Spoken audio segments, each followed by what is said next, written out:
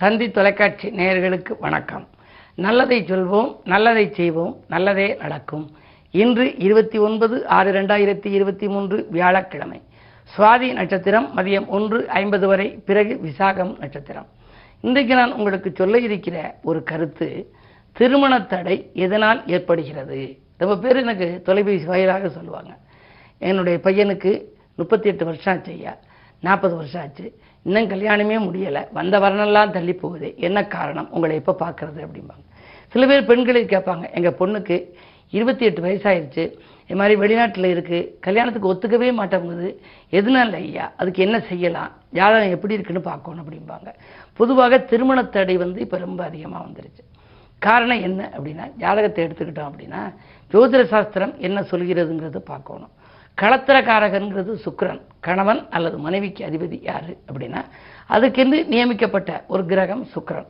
அந்த சுக்கிரனோட ராகு சேர்ந்திருந்தாலும் சரி, சுக்கிரனோட கேது சேர்ந்திருந்தாலும் சரி, அந்த களத்திரக்காரகனுக்கு வலிமை இழந்துடுறாரு. அப்படி இருந்துச்சுன்னா திருமண தடை வரும். நீண்ட நாட்களுக்கு பேசி பேசி பேசி விட்டு போயிடும். இவங்களுக்கு பொருந்தும்பாங்க, அவங்க பொண்ணு வீடு பொருந்தலைம்பாங்க, மாப்பிள்ளை வீடு பொருந்து பொண்ணு வீடு பொருந்தலைம்பாங்க. அப்புறம் இவங்களுக்கு இல்லாட்டி திருப்தி இருக்காது, இதை காட்டிலும் இந்த இடம் நல்லா இருக்கேன்னு நினைப்பாங்க, பழைய இடமும் விட்டு போயிடும். ஆக இப்படி போகிறதுக்கு, விலகி போகிறதுக்கு காரணம், வாயில் தேடி வந்த வரன்களில் திரும்பி போகிறதுக்கு என்ன காரணம், சுக்கிரனோட ராகு அல்லது சுக்கிரனோட கேது அல்லது குடும்பஸ்தானம்ங்கிறது 2ஆம் இடம், களத்திரஸ்தானம் 7ஆம் இடம், அங்கே செவ்வாய் சனி சேர்க்கை, சூரிய ராகு சேர்க்கை, இப்படியெல்லாம் இருந்து முரண்பாடான கிரகங்கள்லாம் இருந்துச்சுன்னா திருமண தடை வரும். ஆனால் அதற்காக கவலைப்பட வேண்டாம். எவ்வளவு நாள் ஆனாலும் அந்த எப்படியுமே அந்த திருமணம் முடிவடைவதற்கான அறிகுறிகள் தென்படுவது வியாழன் நோக்கம் ஒன்று இருக்கணும்.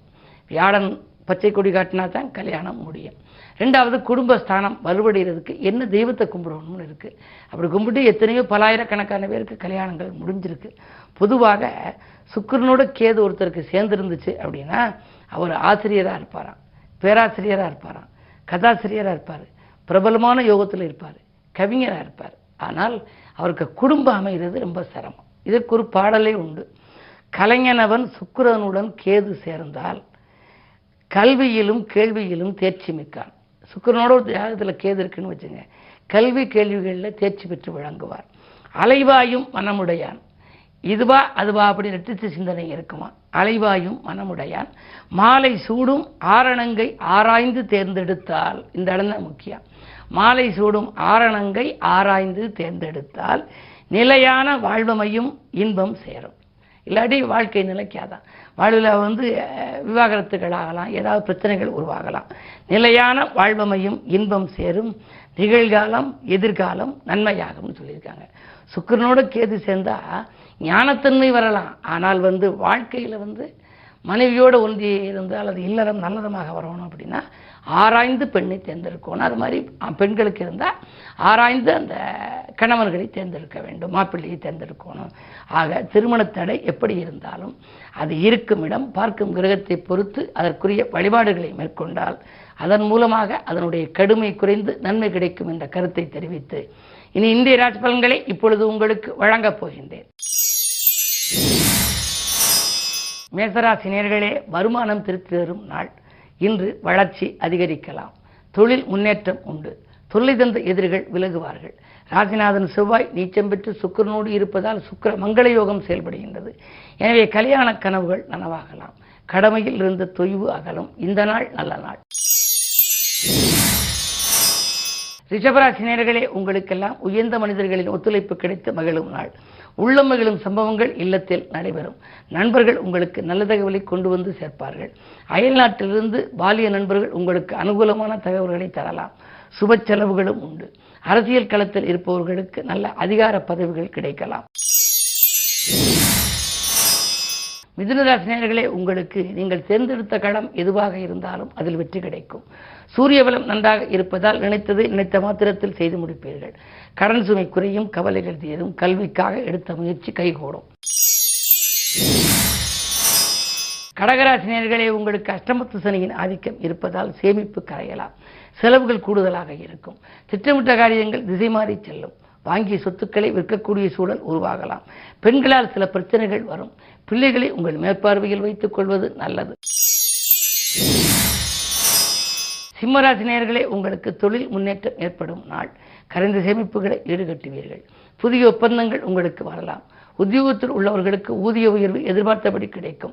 பணப்பொறுப்பு சொல்லி யாருக்கேனும் வாங்கி கொடுத்தால் அந்த கொடுத்த தொகை இன்று மீண்டும் வந்து சந்தோஷத்தை வழங்கும்.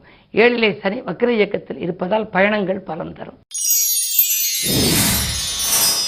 கன்னிராசினியர்களே, உங்களுக்கு புதிய உத்தியோக வாய்ப்பு கைகூடும். பிரச்சனைகள் படிப்படியாக தீரும். மனப்பாரங்கள் குறையும். சமூகத்தில் உயர்ந்த மனிதர்களை சந்திப்பால் சில காரியங்களை சாதித்துக் கொள்வீர்கள்.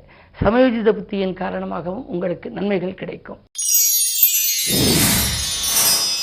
துலாம் ராசினியர்களே, சந்திரனோடு கேது இருக்கிறார். மனதுகாரகனோடு கேது இருக்கின்ற பொழுது மனக்குழப்பம் அதிகரிக்கும். இதை செய்வோமா அதை செய்வோமா என்ற இரட்டித்த சிந்தனை வரலாம். தாய்வழி ஆதரவு கொஞ்சம் குறைவாகவே இருக்கும். பெற்றோர்களோடு சில பிரச்சனைகள் வரலாம். உங்களிடம் ஒப்படைக்கப்பட்ட பொறுப்புகளை மற்றவர்களிடம் நீங்கள் ஒப்படைக்க வேண்டாம். அயல்நாட்டிற்கு செல்ல முயற்சித்தவர்களுக்கு அதில் தாமதங்கள் ஏற்படும். இந்த நாளை இனிய நாளாக அமைத்துக் கொள்ள குருவை கும்பிடுவது நல்லது. விருச்சிக ராசினியர்களே, உங்களுக்கெல்லாம் இன்று வெற்றிகள் கிடைக்கும் நாள். தலைமை பொறுப்புகள் கூட தானாக வரலாம். திட்டமிட்ட காரியங்கள் திட்டமிட்டபடியே நடைபெறும். தெய்வீக சிந்தனை மேலோங்கும்.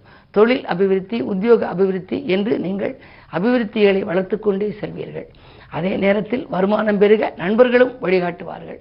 மறைந்த புதனால் நிறைந்த தனலாபம் கிடைக்கும். மாமன் மைத்திரன் வழியிலும் மனதிற்கினிய சம்பவமும் ஒத்துழைப்பும் கிடைக்கும் நாள் இந்த நாள். தனுசு ராசினியர்களே, உங்களுக்கெல்லாம் பிரபல்ய யோகம் உண்டு. நீங்கள் இன்று ஏதேனும் ஒன்று செய்தால் அந்த காரியத்தில் சாதனை நிகழ்த்துவீர்கள். வாங்கல் கொடுக்கல் திருப்தியாகவே இருக்கிறது. அயல்நாடு செல்லும் முயற்சியில் உங்களுக்கு ஆர்வம் கூடும்.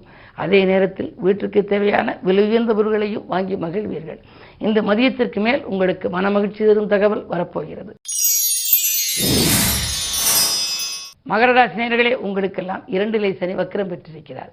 கொடுத்த வாக்கை காப்பாற்ற இயலாது. குடும்பத்திலே குழப்பங்கள் அதிகரிக்கும். தேவையில்லாத வீண் பிரச்சனைகளை தலையிட வேண்டாம். குடும்பத்தில் 3ஆம் நபரை நுழைய விடக்கூடாது. உங்களுடைய கருத்துக்களை எல்லாம், உங்கள் எண்ணங்களை எல்லாம் உங்கள் மனதிற்குள் வைத்துக் கொள்வது நல்லது. ரகசியங்களை காப்பாற்றும் ஆற்றல் உங்களுக்கு இன்று தேவை. அது மட்டுமல்ல, குழந்தைகள் நலனிலும் நீங்கள் அக்கறை காட்டுவீர்கள். பொதுவாக பிள்ளைகளின் எதிர்கால நலன்கிறது எடுத்த முயற்சிகளில் வெற்றி கிடைக்கலாம். கும்பராசினியர்களே, உங்களுக்கு இன்று ஜென்மச்சனியின் ஆதிக்கம். சனி வக்ர இயக்கத்தில் இருக்கின்றார். எனவே நீங்கள் எவ்வளவுதான் உழைத்தாலும் உழைப்புக்கேற்ற பலன் கிடைக்காது. உதிரி வருமானங்கள் வருவதிலும் தடைகள் ஏற்படலாம். உடன் இருக்கும் நண்பர்கள் உங்களுக்கு உறுதுணையாக இருப்பார்களா என்பது சந்தேகம்தான். உத்தியோகத்தில் மேலதிகாரிகளின் கெடுபிடி அதிகரிக்கும். வாங்கல் கொடுக்கல்களில் கூடுதல் கவனம் தேவை. மீனராசினியர்களே, உங்களுக்கு சந்திராஷ்டமம். எதை செய்தாலும் நீங்கள் யோசித்து செய்ய வேண்டும். பாசம் காட்டியவர்கள் எல்லாம் இன்று வேஷம் கலையும் விதத்தில் நடந்து கொள்வார்கள். பண நெருக்கடி உங்களுக்கு கொஞ்சம் அதிகரிக்கலாம்.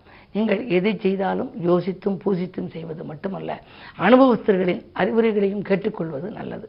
2லே குரு இருப்பதால் ஓரளவு காரியங்கள் கடைசி நேரத்தில் கைகூடலாம். மேலும் விவரங்கள் அறிய தினத்தந்தி படியுங்கள்.